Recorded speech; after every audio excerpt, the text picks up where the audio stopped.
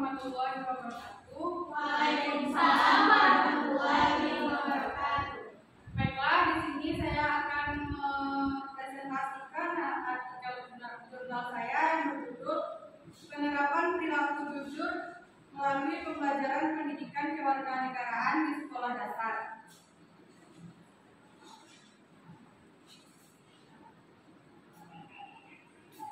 Yang pertama, pembelajaran dapat berlangsung ketika terjadinya keharmonisan antara pendidik, peserta didik, dan pengelolaan kelas.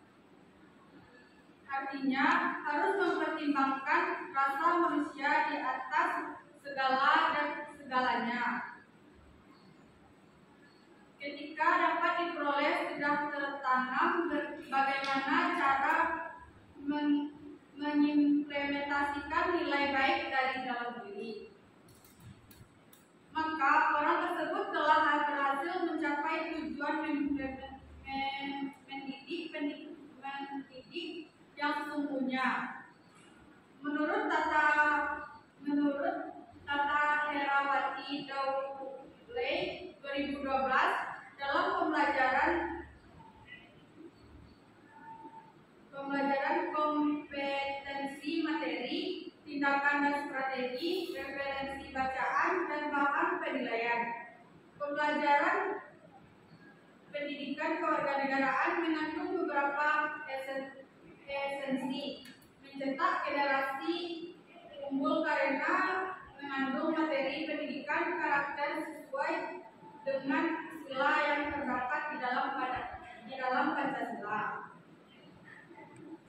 Dalam pendidikan kewarganegaraan terkandung nilai-nilai karakter bangsa yang termuat dalam pendidikan karakter. Menurut Lina Magdalena 2020, wujud dari materi pendidikan kewarganegaraan sebagai berikut. Yang pertama, perilaku taat. Dalam hal ini, wujud yang memuat materi dalam pendidikan kewarganegaraan adalah perilaku taat. Taat dalam hal ini adalah bersikap tunduk dan patuh kepada arahan Sang Pencipta.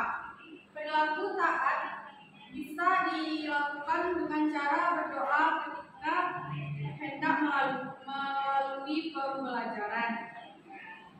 Yang kedua, perilaku tenggang rasa. Pada perilaku ini, materi pembelajaran pendidikan kewarganegaraan dapat membuat peserta didik memiliki rasa seperti rasa empati dan saling tolong-menolong terhadap satu dengan yang lainnya. Yang ketiga, perilaku cinta tanah air. Perilaku ini ditunjukkan pada materi pendidikan kewarganegaraan yang senantiasa mengandung unsur jiwa patriotisme yang tinggi. Cinta tanah air ini merupakan wujud materi pendidikan kewarganegaraan yang menjadi ciri khas pembelajaran di pelajaran sekolah dasar. Yang keempat, perilaku disiplin. Disiplin adalah materi PKN ini adalah bagaimana peserta didik dapat menjalani kehidupan sesuai dengan aturan yang berlaku di mana peserta didik tinggal. Misalnya, ketika guru memberikan aturan atau aturan tindakan boleh telat, maka murid harus menaati peraturan tersebut untuk terciptanya kedisiplinan. Yang kelima, perilaku bekerja sama. Kerjasama dalam hal ini mampu berdiskusi dan mampu menempati dirinya sejajar dengan yang lain. Bekerja secara bersama akan mewujudkan pembelajaran yang harmonis dan pekerjaan atau tugas akan tercapai terlaksana dengan baik. Yang keenam, perilaku jujur. Dalam wujud perilaku ini, materi pendidikan kewarganegaraan memuat sebuah konsep yang mudah dipahami oleh peserta didik dan mampu memberikan stimulus untuk senantiasa berperilaku jujur dan dalam perkataan dan tindakan yang telah dilakukan.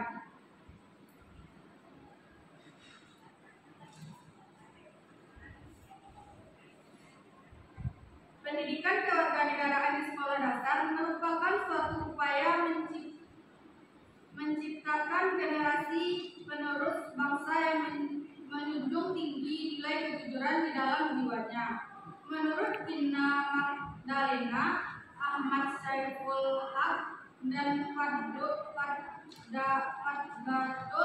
Ramadan 2020, materi dalam pembelajaran pendidikan kewarganegaraan mengandung konsep mengedepankan perilaku moral yang mampu berpikir dengan logika.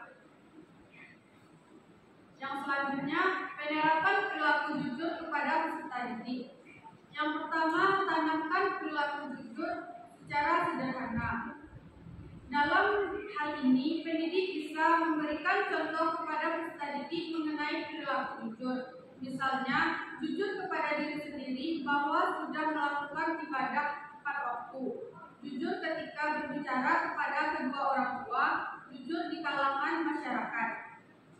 Yang kedua, berikan pemahaman bahwa nilai bukan segalanya. Dalam hal ini, pendidikan bisa memotivasi siswa dengan cara mengutamakan bahwa perilaku jujur itu di atas segalanya. Yang selanjutnya, berikan pujian. Ketika peserta didik sudah melakukan sikap jujur dalam kehidupan, banyak juga sampai pendidikan, jangan sampai lupa memberikan sebuah pujian agar peserta didik dapat melakukan hal baik tersebut secara sistematis. Ada beberapa banyak contoh sikap jujur yang dapat dilakukan di sekolah. Contohnya, mengerjakan tugas yang diberikan guru dengan penuh tanggung jawab. Selanjutnya, tidak menyontek ketika mengerjakan ulang. Selanjutnya, melaksanakan piket sesuai jadwal. Selanjutnya, berbicara atau menyampaikan hal yang benar. Selanjutnya, mengembalikan barang yang dipinjam. Selanjutnya, mengaku bersalah jika melakukan kesalahan. Tidak mengarang cerita untuk disampaikan ke teman. Poin selanjutnya, permasalahan perilaku jujur dalam pendidikan. Masalah utama dari perilaku jujur dalam dunia pendidikan adalah kebudayaan menyontek oleh para peserta didik. Tidak dapat dipungkiri bahwasanya menyontek pasti pernah dilakukan oleh peserta didik.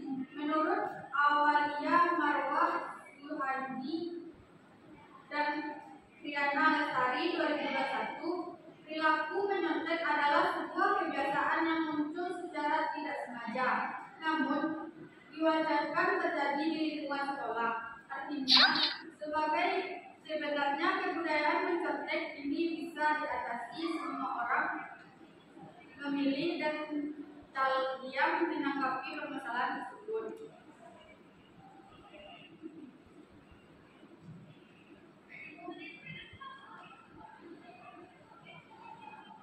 Kesimpulan yang dapat saya ambil